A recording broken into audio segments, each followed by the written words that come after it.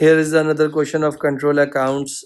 This time, June 2023, paper 21, or question number 2.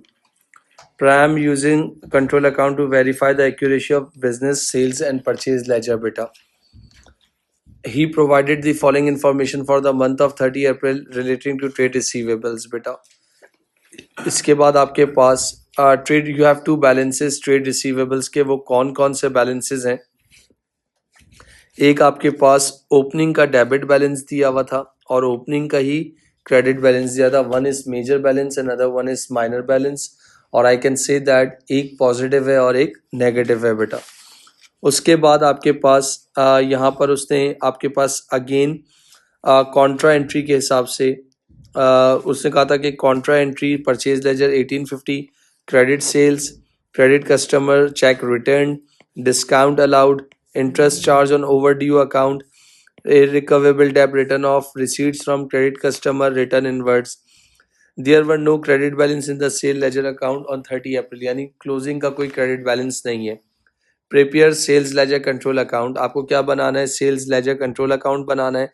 और ये कितने मार्क्स का? Dates are not required. ये आपके पास कितने मार्क्स की टेस्टिंग है बेटा? 6 मार्क्स की ये टेस्टिंग है. और इसको सॉल्व किस तरीके से आप करोगे? फॉर एग्जाम्पल ये देखिएगा,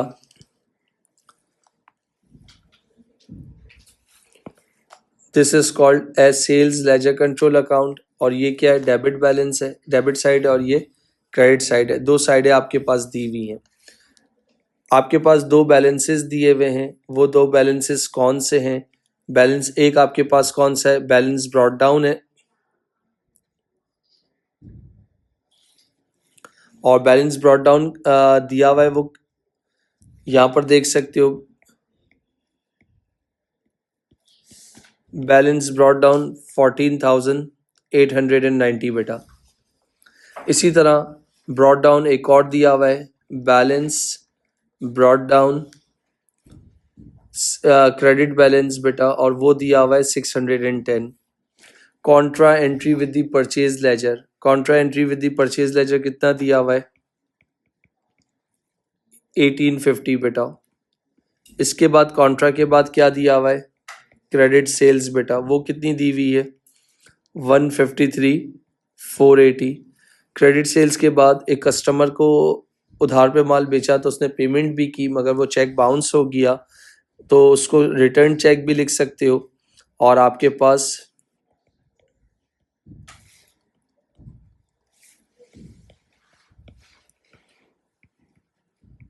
और you can use dishonoured work भी यूज कर सकते हो. कितना है? 880. इसके बाद डिस्काउंट अलाउड, वो कितना दिया हुआ है? 4830. इंटरेस्ट चार्ज वो कितना दिया हुआ है? 540. इररिकवेबल डेब्ट वो कितना दिया हुआ है? 1830. रिसीट्स फ्रॉम क्रेडिट कस्टमर वो कितना दिया हुआ है? 148,200. रिटर्न इनवर्ड वो कितना दिया हुआ है? 2790. इन सब की अगर मैं बैलेंसिंग करता हूं, और वो कैसे होनी है?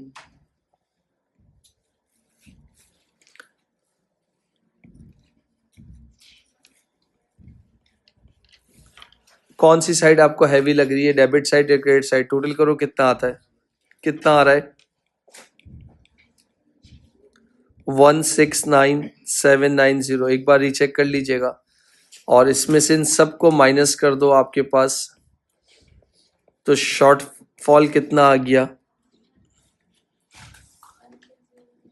जी बेटा,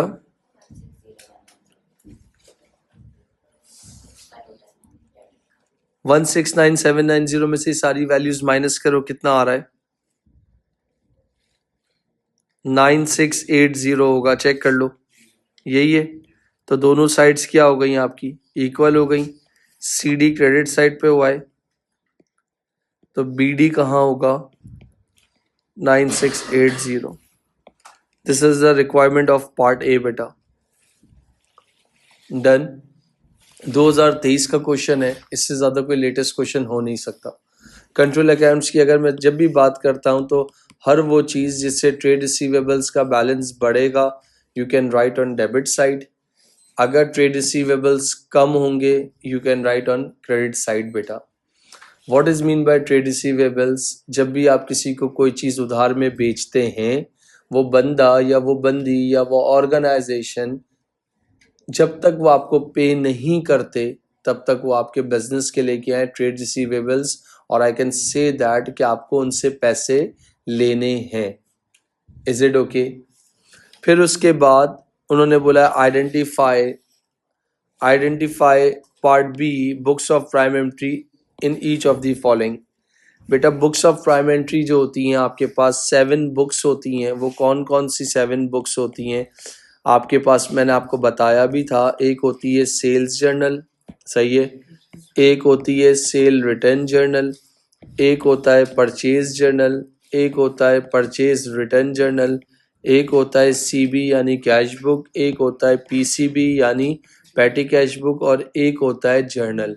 उन्होंने बोला है कि डिस्काउंट अलाउ और इररिकवेबल डेब्ट कौन से जर्नल से यानी कौन सी बुक से लिया गया होगा?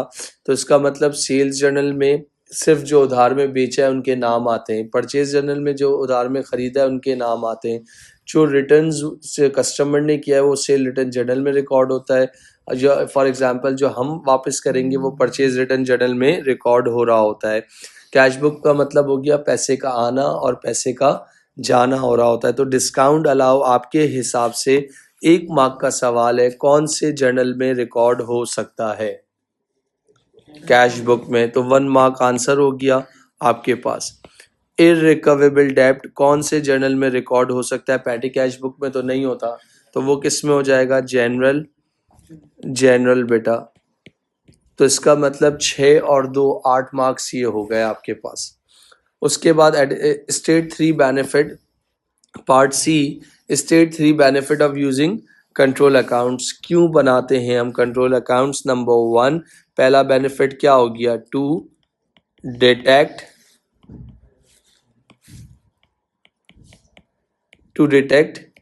errors. Number 2, to check arithmetic accuracy of ledger. और फोर्थ क्या हो गया? थर्ड क्या हो गया? Help in preparation of final accounts. Fourth क्या हो गया? To provide total trade receivables and total trade payable balances. और सिक्स्थ क्या हो गया आपके पास? क्या कह सकते हो आप? To detect frauds and misappropriation of funds.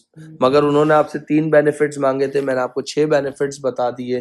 तो आपके पास this is the answer of part C. State का वर्ड यूज किया है उन्होंने. उसके बाद बोला है revise sales ledger control account. कहीं उन्होंने ये बात नहीं की कि यार आप वो क्या कहते हैं सेल्स लेजर या इंडिविजुअल बैलेंस बताएं.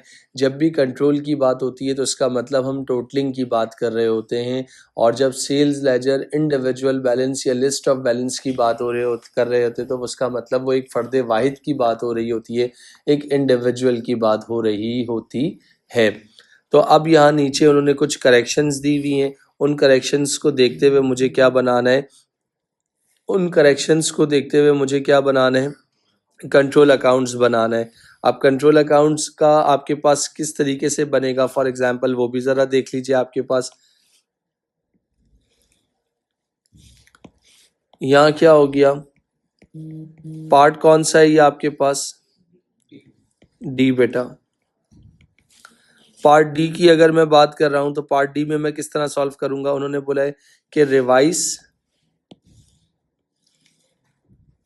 ये देखिएगा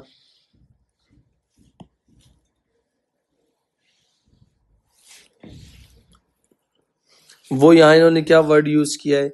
the balance of the sale ledger control account did not agree with the total individual customer balance. जो आपके पास सेल लेजर का जो बैलेंस दिया हुआ था वो कस्टमर के बैलेंस से एग्री नहीं करता।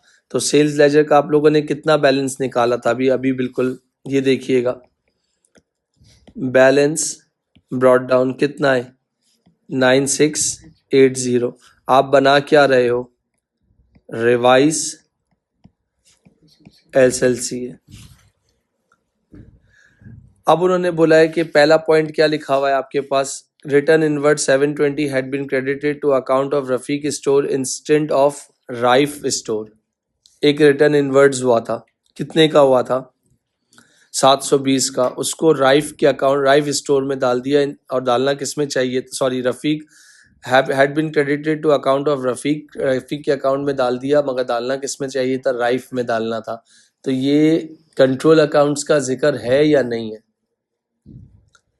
नहीं है। तो इसका मतलब इंडिविजुअल्स की बात हो रही है, तो इसका मतलब ये वाली ट्रांजैक्शन किसी भी तरीके से कुछ भी करके आपके पास कंट्रोल अकाउंट्स में नहीं जानी, इग्नोर कर दो। फिर नेक्स्ट ट्रांजैक्शन आपके पास देखिए कि एक सेल्स इनवॉइस है 820 रुपए की जो कि ओमिट कर दी है। ओमिट मीन्स लिखना भूल गए हैं, तो इसका मतलब लिखना भूल गए हैं, तो अब लिखेंगे तो यहाँ पर क्या लिख दूंगा मैं, सेल्स लिख दूंगा, सही है।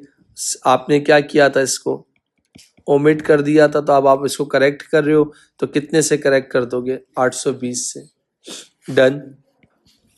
इसके बाद नेक्स्ट आपके पास लिखा है the balance of a credit customer account 430 had been brought down as 340। The balance of a credit customer account, the balance of a credit customer account had been brought down. एक customer था उसका balance था 430 मगर आपने 340 उसको mention किया, तो control accounts की बात हो रही है कहीं, नहीं हो रही। तो इस ट्रांजैक्शन को भी क्या कर दोगे, इग्नोर कर दोगे। नेक्स्ट एक टोटल था, the total of the return inward journal, आपके पास the total of the total